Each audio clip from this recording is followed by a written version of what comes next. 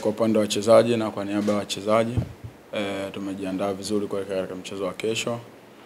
Sisi kama wachezaji tupo tayari na tumeshapokea mafunzo mengi kutoka kwa benchi letu la ufundi kuelekea katika mchezo huu. Tuna imani mchezo huu ni mchezo wa pili. Utakuwa ni mchezo wa tofauti kwa jinsi ya maandalizi ambayo tumeyafanya katika wiki nzima. Kuna makosa ambayo tuliweza kuyafanya katika mchezo uliopita. Walimu wamejaribu kuyafanyia kazi na kutengeneza kitu kipya ambacho tunaenda kukifanya katika mchezo huu.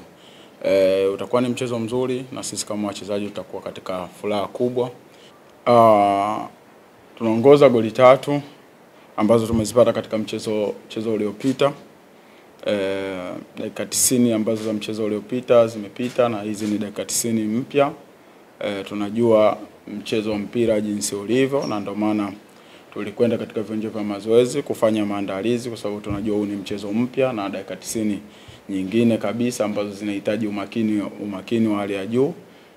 Kwa hiyo sisi tumejiandaa vizuri kuhakikisha tunapata ushindi ambao unaweza kutufanya kuingia katika hatua ya makundi kwa kishindo kikubwa, kwa sababu kutokana na miaka mingine yote iliyopita hatua kama hii tulikuwa tunapita kidogo, mechi ziko tofauti na hii ambayo tunaongoza goli 3. Kwa hiyo tumejiandaa vizuri. Mimi binafsi kama ulivyouliza, nimekuwa katika kinyang'anyiro cha tuzo. Kitu cha kwanza ambacho mimi huaga nakifanya ni kuhakikisha kwamba timu inapata matokeo na tunafanya vizuri na tunahakikisha kwamba yale malengo yote ya timu yanakuwa mbele, alafu mimi nafuata nyuma.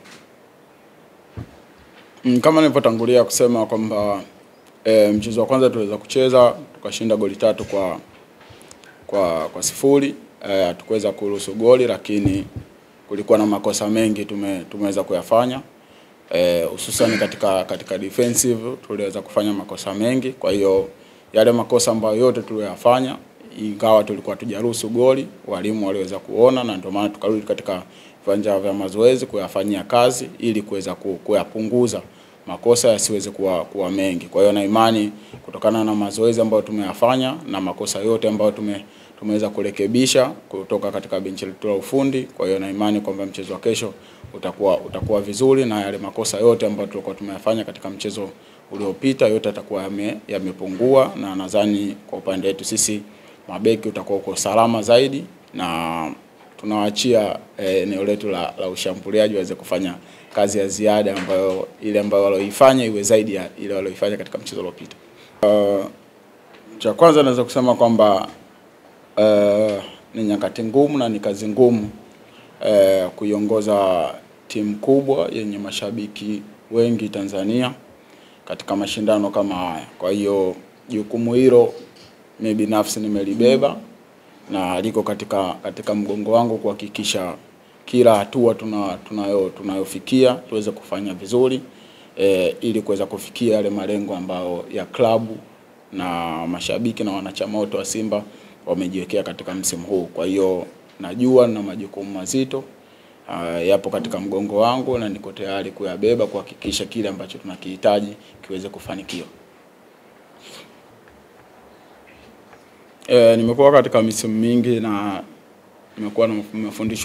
nimepata kufundishwa na walimu mbalimbali. Kila mwalimu anapokuja anakuwa na filosofi yake na anakupa majukumu mapya ambayo wewe unatakiwa kuyafanya ndani ya uwanja. Kwa hiyo naweza kusema kwamba msimu huu kuna majukumu mengine mapya ambayo nimeweza kupewa, na naweza kusema kadri mazoezi tunapozidi kufanya mazoezi, kwa hiyo yale majukumu ambayo nimepewa naendelea kuyatekeleza vizuri, na imani baada ya wiki kadhaa itakuwa ni 100% nitakuwa nayatekeleza vile mwalimu anapotaka.